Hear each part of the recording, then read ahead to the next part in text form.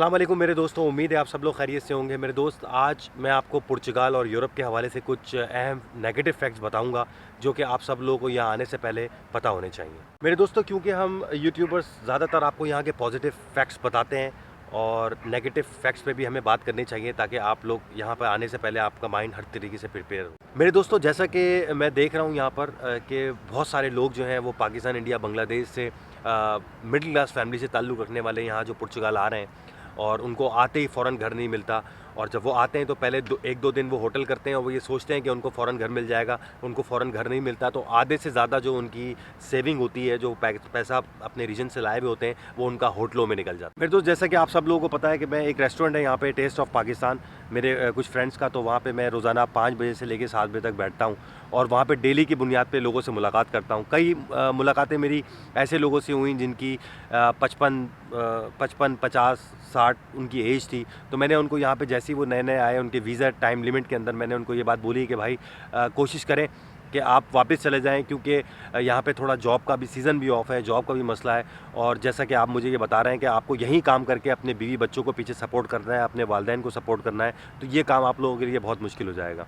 तो उनको थोड़ा-सा उस वक़्त बुरा भी लगता है कि मैं उनको मायूस कर रहा हूँ। तो असल में ये मायूस करने की बात नहीं है, ये वो बात है कि मुझे यहाँ पे इतना टाइम हो गया और मैं थोड़ा यहाँ के तजर्बे समझता हूँ। हाँ, अगर आप लोगों के पास स्किल है, ठीक है, तो आप यहाँ सर्वाइव कर जाते हैं। अगर आप नाई का काम जानते हैं, आप प्लम्बर का काम जानते हैं, आप कोई भी आप टेक्निकल काम जानते हैं, तो आप यहाँ सर्वाइव कर जाते हैं।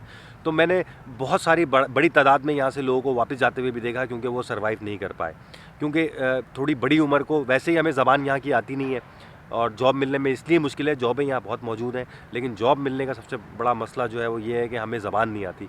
किसी दुकान पे भी जाएं आप, ठीक है ना, और आप ये बोलते हैं कि मैं यहाँ पे काम करना चाहता हूँ, मुझे जॉब चाहिए, तो वो ये बोलता है कि यार सबसे पहले आपको ज़बान सीखो। आप ज़बान हम लोग सीखते नहीं हैं, आते ही हम लोग जॉब ढूंढना शुरू हो जाते हैं। एक ये बहुत नेगेटिव इम्पैक्ट होता है।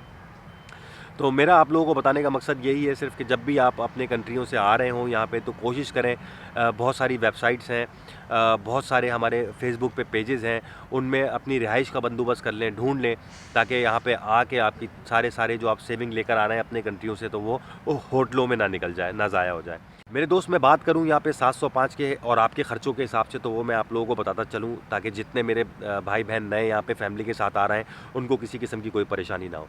तो मेरे दोस्तों, 705 पे अगर आपको नौकरी मिल जाती है यहाँ पे, जो कि यहाँ पे एक मिनिमम वेज कहलाती है, 705 शुरू में आपको यही मिलती है।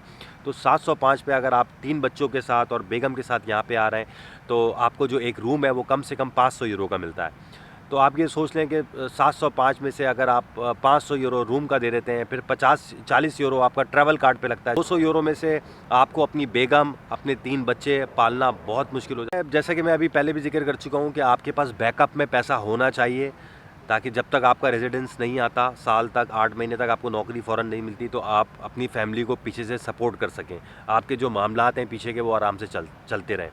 तो बस ये 2-4 चीज़ों का मेरे दोस्तों ख्याल रखें। मेरी इस वीडियो का मतलब हरगिज़ आपको डिमोटिवेट करना नहीं है।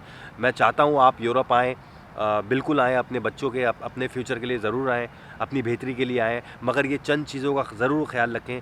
और एक बात मैं और आप लोगों को बताऊँ कि वो मेरे प्यारे भाई, मैं ऐसे लोगों से भी यहाँ पे मिला हूँ जिन लोगों ने एजेंटों से कोई 10-10, 20-20 लाख रुपए में, 30-30 लाख रुपए में यहाँ यूरोप के वीज़े लेके वो अपने घर बेच के यहाँ उतर आए, अपनी फैमिली को वहाँ छोड़ के, वो ये सोच के कि यहाँ से वो सपोर्ट करेंगे अपनी फैमिली को।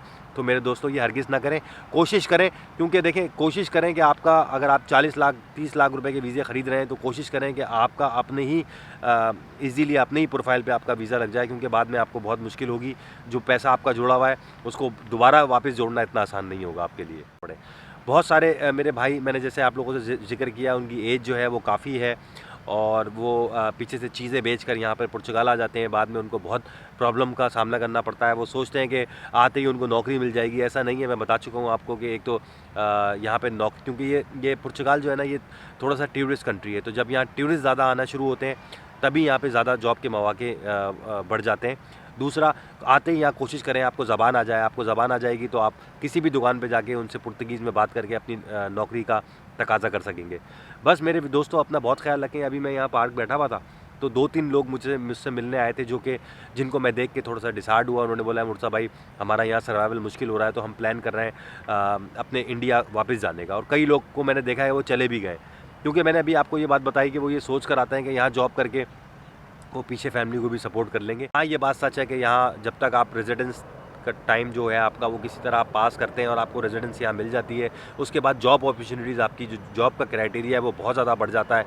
ठीक है, आप फिर टैक्सी भी यहाँ पे चला सकते हैं, उसमें भी आप 1800 2000 लोग मैंने देखा है भाई यहाँ पे कमा भी रहे हैं लोग, अपनी टैक्सी लगा के 2-2 हज़ार यूरो भी मैंने देखा है सीज़न में कमा रहे हैं। तो कमाई इतना मुश्किल नहीं है यूरोप में, लेकिन शुरू में टिकने के लिए आपको सर्वाइव करने के लिए, क्योंकि आप यहाँ आते हैं ज़ीरो से शुरू होते हैं, तो आपको कम से कम स्ट्रांग पैसा चाहिए होता है ताकि आपको परेशानी का सामना ना करना पड़े। पैसों पे बात करूँ मेरे दोस्तों, तो मेरे मौला अली का कॉल है कि अगर आप अपने देश में हैं और आपके पास पैसा नहीं है तो वो आपका अपना देश भी आपके लिए परदेश है। उसी तरीके से कि अगर आप यहाँ पे पैसा लेकर आते हैं तो आप एक स्ट्रांगली अपने आप को स्ट्रांग फील करते हैं और यहाँ की जो छोटी मोटी आपको जो परेशानी आती है उससे आराम से लड़ सकते हैं। बस ठीक है मेरे दोस्तों, अपना ख्याल रखें।